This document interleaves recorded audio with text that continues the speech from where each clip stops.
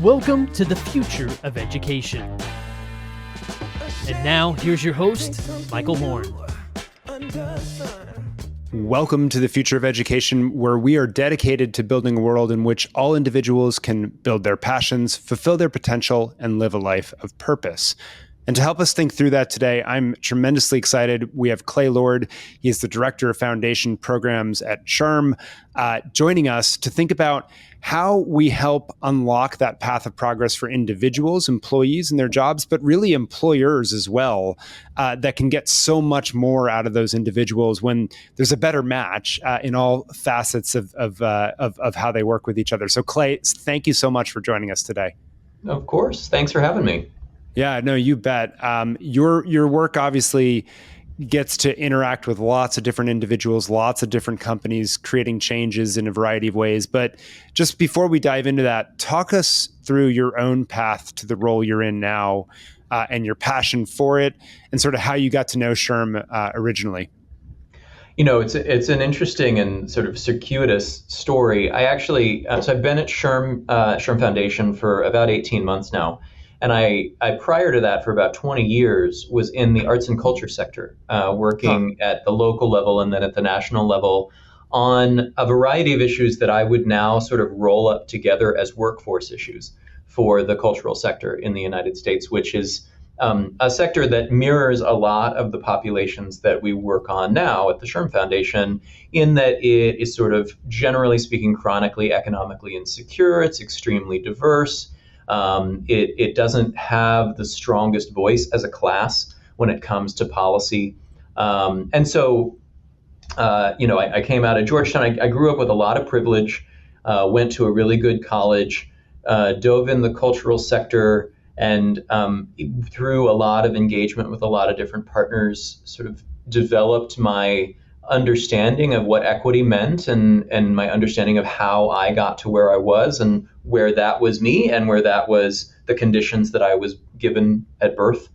And so have since then basically tried to devote a lot of my work and my life to increasing opportunity for folks who are otherwise sort of left out in the cold because they don't work within the same systems or don't have the same advantages as some people do. And so I ended up at SHRM really because I knew some folks who were working at SHRM.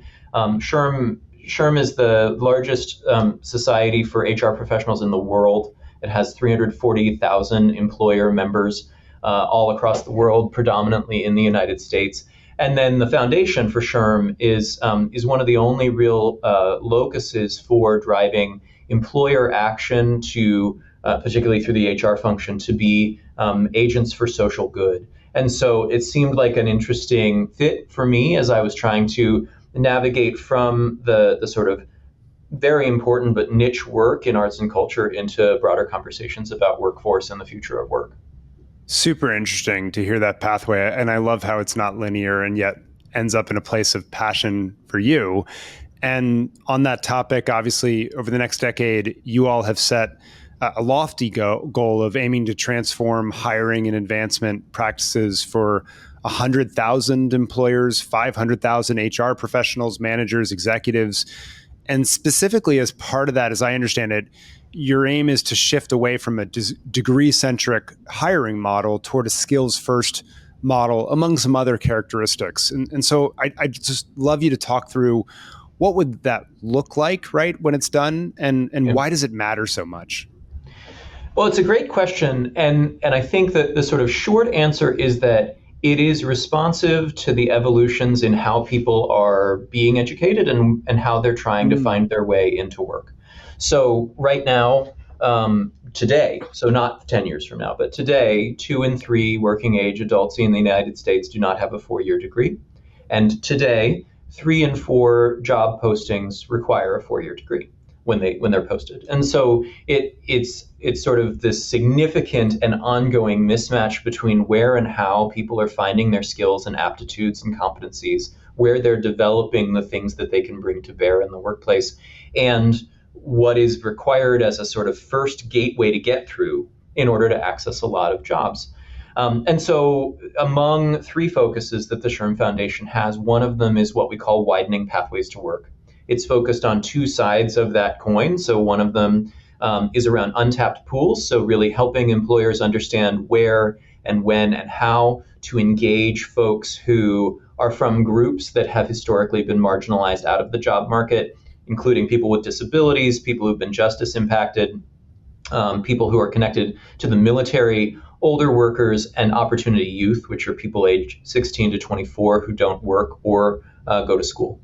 And then on the other side of that coin is the other part of widening pathways to work, which we call skills first at work. And as you mentioned, we have a significant focus on helping employers to shift their hiring and retention practices from being degree-centric to embracing a sort of broader aperture of hiring and advancement that is what we shorthand to is skills first, which is not to the exclusion of degrees. It's to say people get skills in all sorts of ways. They get them at various moments in their lives. If they're doing it right, they're learning new skills every single day.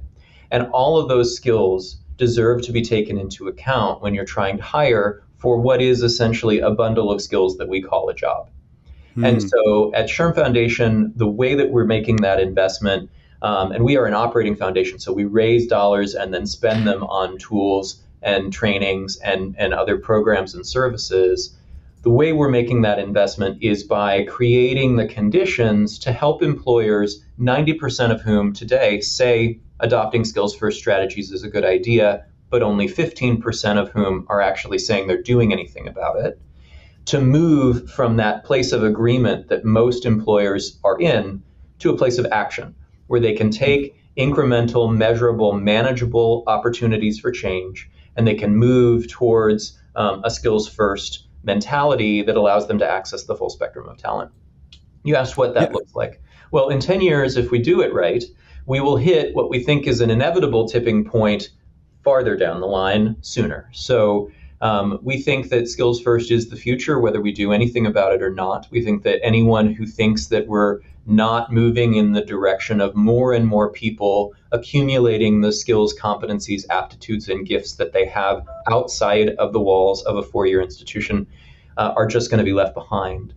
But we also think that there's a way to do this movement that's chaotic and challenging for the world of work. And there's a way to do this movement that can allow for more people to progress at their own pace and get to a place where they are arriving there healthy and ready to support the full spectrum of talent. And so for us, if we get to that moment, we will have 100,000 employers who have demonstrated that they've moved in the direction of skills-first hiring. We don't think it's flipping a switch. We don't think you're degree-centered one day and skills the next day, but we're going to be building maturity models to test how employers are doing and how much they've embraced these practices. And we think that there are nearly 3 million HR professionals and, of course, millions more who touch the hiring function every year.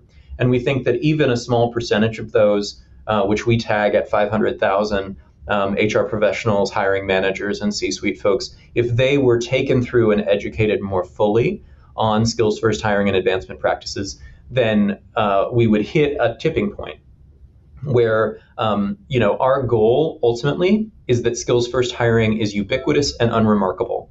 It is the thing that happens. It's the water that's all around us. Right now, what's ubiquitous and unremarkable is a degree-centered mindset, and that leaves a lot of people out. But if we can change that paradigm so that the default is that the ubiquitous and unremarkable thing is to hire for the full spectrum of skills and competencies that are necessary to do a job, regardless of where a person got them, when they got them, how they got them, then we can open up that aperture and allow many more people to access work and many more workplaces to have the benefit of the full spectrum of talent.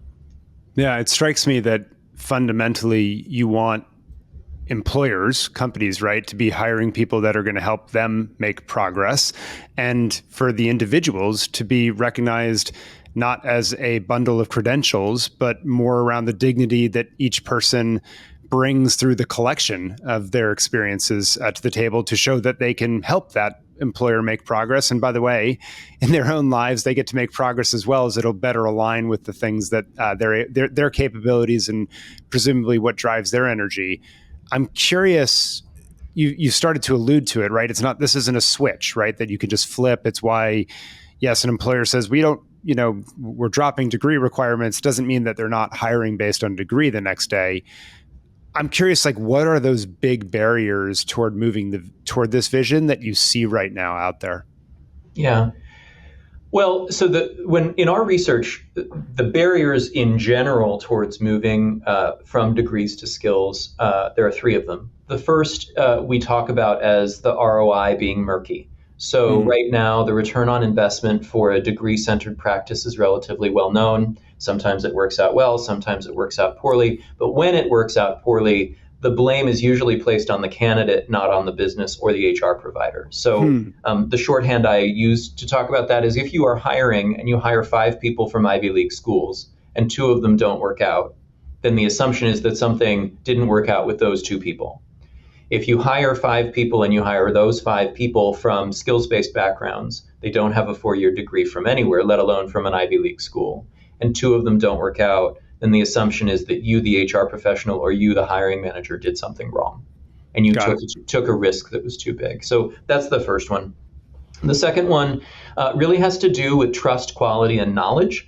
So right now, there are about 60,000 providers of credentials in the world, and there are over 1 million credential options available for people to take, many of them for free, and many of them of dubious quality. Some of them can be very high quality, but it's a little bit hard to tell.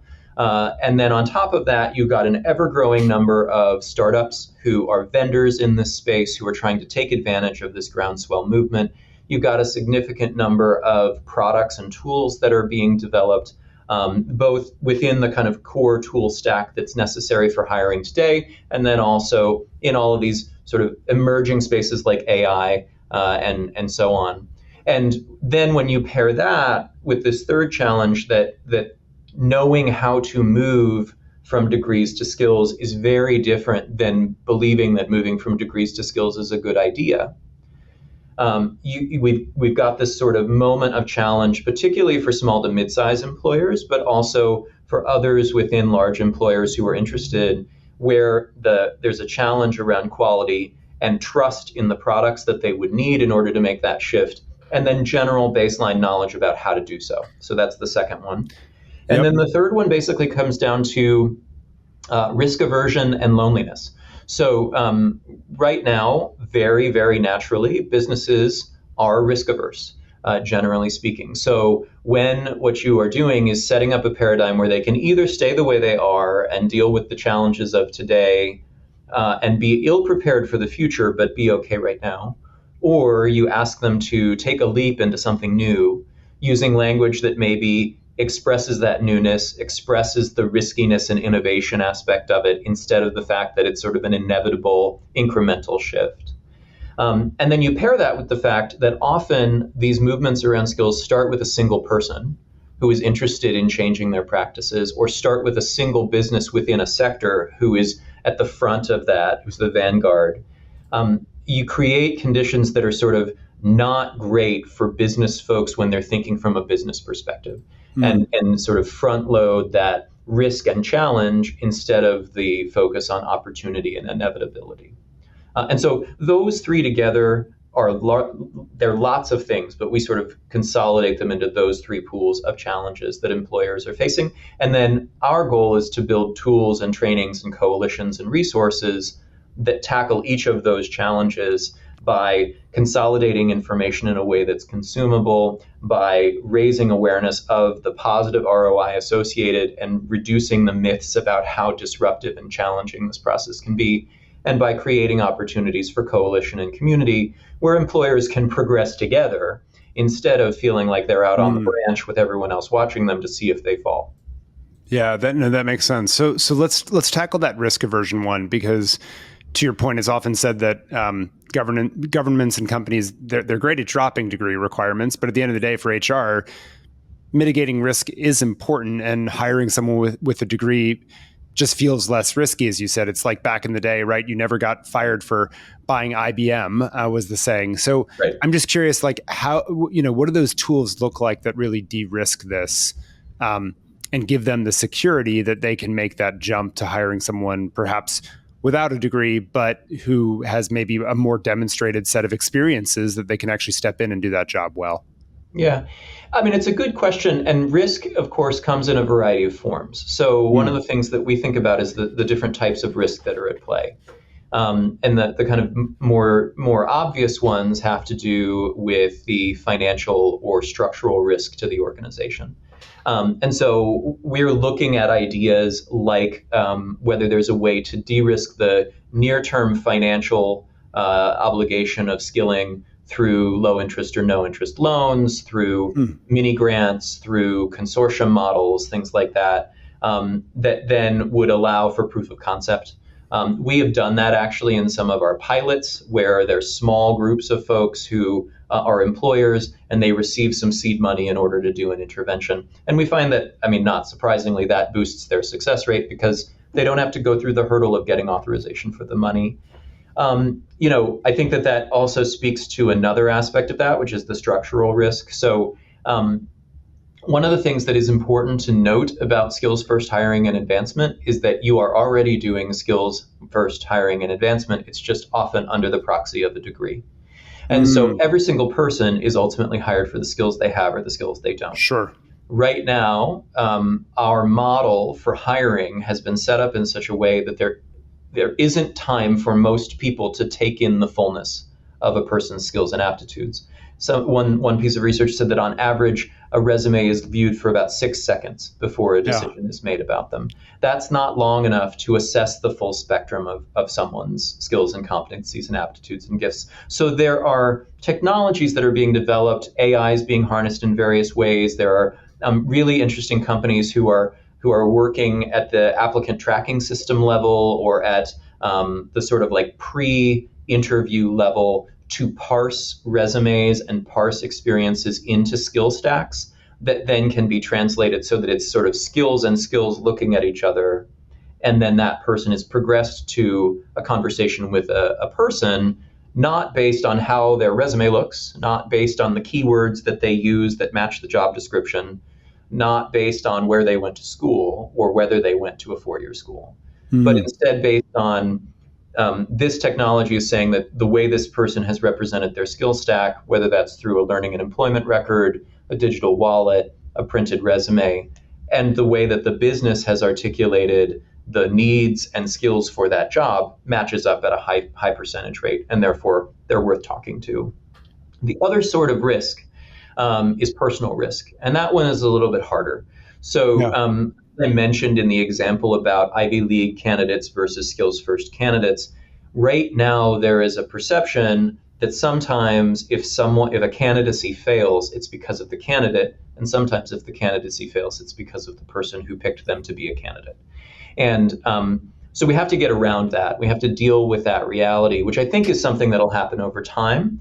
But we've identified sort of two main things that we think are part of that. The first is that there are not a lot of great case studies out there yet of skills-first hiring and advancement strategies demonstrating positive ROI. And so we're working right now with the Business Roundtable and the U.S. Chamber of Commerce Foundation to create a case studies compendium that would be a collection of diverse case studies from employers of different sizes, shapes, industries, geographies, so that an employer who's looking to implement a strategy, one, can point to an example and say, this mid-sized healthcare company is doing this, so our mid-sized healthcare company can do this. But then also can find inspiration on those incremental and measurable and manageable strategies so that they can do the one thing that's going to have a good impact for them. And then the other thing that we're doing is investing at the individual level. So we're working with Opportunity at Work, as well as a coalition of other partners, including Jobs for the Future, Education Design Lab, the two other organizations I mentioned, Chamber of Commerce Foundation and Business Roundtable, Grads of Life, CBEN, National Governors Association, to create a credential for skills-first hiring and advancement for HR professionals, hiring managers, and C-suite decision makers. And that is not something that exists right now. And what that means is that there's no place that you can go and take a class and at the end of it, get the imprimatur that you are a documented expert on skills-first hiring and advancement practice. And that puts you at a disadvantage in dialogues with your boss, with other decision makers. It puts you at a disadvantage with yourself in some cases because you doubt your expertise and your ability to know what you should do first, second, and third. And so that in conjunction with our Skills First Center of Excellence, which is the collection of all of the resources that I described earlier, will ideally come online at the beginning of 2025 and is designed to set up employers to reduce that risk in various ways by organizing the resources, giving them access to more direct information more quickly, and creating that opportunity for them to be certified in the specific skills necessary to be a skills first hiring and advancement professional. Makes a lot of sense. You've actually answered a bunch of the other questions I had in that answer. Let me ask this one because it strikes me as a bigger question mark, which is something I found in my research several times, which is employers, they don't actually seem to typically know what are the skills at the heart of successful employees. Like they might know the technical skills, but that's about it. And then when they're building job descriptions or whatnot, those are almost more legal documents to mitigate risk, right? In some ways, and they're throwing every possible skill, critical thinking, communication, right? They're just throwing them on there, but it doesn't really mean something deeply, nor do they understand how it relates to the job necessarily. And so I guess I'm curious, in the lack of a measurement around that or a taxonomy around these things, how do we move to skills-based hiring if the employers themselves don't necessarily understand what the skills should be or how to think about it? Yeah, it's a really fair question. And I think there are a couple sort of answers to that. The first is to acknowledge that right now, people are using degrees as a proxy for much more than they're actually for. Mm-hmm. And they're doing that for everything that you just said, which is that they don't know how to write a job description that is accurate to the full spectrum of what someone's going to do because person's not there. They haven't done it yet. The nature of work is that a good chunk of what you actually do in your day-to-day job is encapsulated by the words "and other duties as assigned." And so everything else that's in the description before that has to do with the sort of core stuff they know you're going to do, or as you said, all the other stuff they're stacking up to make sure that you know that you might be asked to do that eventually. Mm-hmm. And so when we're advocating for employers to think about a shift from degrees to skills, part of what we're asking them to think about is to think about what it takes to adequately and accurately describe what a person is going to do and what they're going to need to do in order to succeed at this work, which is different and the same as what the job is. Right? So it's not the course, hard skills of the job. In fact, in most cases, when we talk to employers, they say they can train, 80 to 100% of the hard skills into someone. What they're looking for is a specific alchemy of what we call durable skills, formerly known as soft skills, plus a desire, an aptitude, a positive attitude to do the work. We did a pilot in Arkansas, and more than a handful of the employers said what they really want more than anything in the world is for an enthusiastic person to show up every day on time and sober, and they will do the rest. And I think the proxy of a degree is an unfair way to start that conversation. It's like a crazy bar to show that you can do those things. Yeah. Right. Exactly. And so I think that, looking at that question of what it takes to adequately and accurately describe a job, one, take some new skills. That's why we're developing the skills credential. That's why we're trying to organize the tools that are out there, including there's a beautiful tool called the Skills First Job Generator that is now, I think, a product of Education Design Lab. It was developed first by the Markle Foundation. It's a free tool that you can use. You can pick a bunch of different job roles. You can articulate the kind of core things you think that person's going to do, and it will generate a template job description in skills first language for you for that job. And then I think the other part that really is coming to bear right now is that there are emerging technologies that are leaning into the idea that people are not looking to completely transform the way that they work. They're looking for the tools and technologies that will allow them to work the way they always have, but get better outcomes when it comes to hiring and advancement. And so some of those tools I was mentioning that are using AI to pull skill stacks out of resumes and skill stacks out of job descriptions and match them together, and then propose those candidates for conversation that then can be driven by additional questions articulated by that AI that are competency-based and that get at some of the deeper things that a person is looking to do and how they're looking to do it. That can ideally allow a hiring manager to stay closer to their comfort space in terms of how they want to talk to people and how they want to suss out the next person who's going to be maybe their only hire of the year, while also opening that aperture so that more people are able to access that stage of the interview process. Gotcha. No, that makes a lot of sense. That's helpful. Last question as we wrap up here, which is, you come back here in some number of years, right? And a decade from now, see if you've met the goals. In your mind, what are those big indicators that will show that we've actually reached this vision that you're sketching out to get to this tipping point of the milieu being skills first as opposed to degree first? I mean, I think, as I said at the start, that the biggest indicator is going to be if everyone's doing it. And if it's the thing that's the default that everyone does, so that it is an exception if you're putting a degree in a job requirement. It's an exception if you're using question sets or ATS processes that lock people out if they don't have a degree. But then on top of that, I think it's actually going to have a lot of ripple effects that go beyond that initial hiring. I think we're going to see workplaces that are different, that have more fluidity between jobs. We're already seeing that here at SHRM. SHRM has been going through a concerted process of simplifying the job descriptions so that they can hold the sort of fullness of a person in them. So I have on my team 4 different program managers, and they have essentially identical job descriptions with 1 paragraph of differentiation based on the subject matter expertise that they need to have. But that allows for a broader spectrum of candidates to come in and be engaged with and know, what the kind of core skill set is, and then to be able to move fluidly between those pools over time, because the nature of our work, just like the nature of everyone's work, is becoming increasingly intersectional, increasingly evolutionary at a very quick pace, and increasingly tied to changes in the technologies and the ways of working and the needs of a sort of fast evolving population. So, I think that if we hit our goal, we will of course have our hard metrics that we'll be able to point to. We'll be able to count the 100,000 employers. We'll be able to count the 500,000 individuals.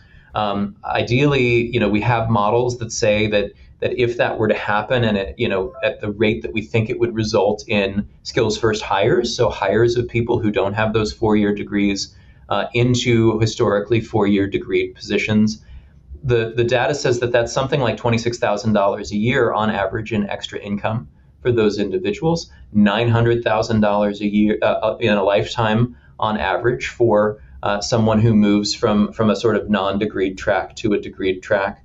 And I think a lot of that would fluctuate. We're certain that there would be sort of variations in salary and things like that, but we certainly would see the economic flow out into populations that have historically had their wages depressed simply for the fact that they weren't able to or weren't inclined to get a degree. And given that the percentage of people who are going to get a 2-year or 4-year degree is going to continue to decline. It's declined 10% in the last 5 years. It's on a continued decline trajectory. Eventually, it'll course correct to some degree, and we're already seeing that a little in the 4-year space. But it's never going to be that we're moving back up to a 50-50 split, let alone anything that sort of is more than that. I think we're going to have to change. Or eventually we're going to run out of the workers that are going to qualify for the job descriptions we're writing, and we're going to be in a situation of significant crisis. We're already seeing that in certain professions, in healthcare, for example, in certain of the trades, for example, in certain spaces where they went through a process of professionalizing the role and adding more degree requirements, but there aren't enough people who have gone and gotten those degrees. And those are the spaces where they are hungriest for the innovation and the movement to skills first. And we're seeing some amazing movement there. I hope that we don't have to wait until every industry is in crisis. Our goal is to try and be proactive about this so that the world of work can move in advance of what we see coming, as opposed to move once the crisis is here. But for certain parts of the world of work, it's already in crisis, and they are already reacting. And we can see glimmers of what it will look like in a post or in a movement to a skills first world from those spaces for sure. Well, when the alternative is, I guess, no human talent at all of a sudden they realize, hey, there's a lot of human talent and capital sitting on the sidelines. Let's unleash that talent. So, Clay, thank you so much for the work that you're doing to help move companies, employers in these directions, and for unleashing a lot of potential and a lot of humans who would have otherwise been on the sidelines. Well, thank you for having me here today. This has been a great conversation. Yeah, you bet. And for all of you tuning in, stay tuned for the future of education as we keep abreast of all of these exciting updates in the world of work, world of development for all individuals.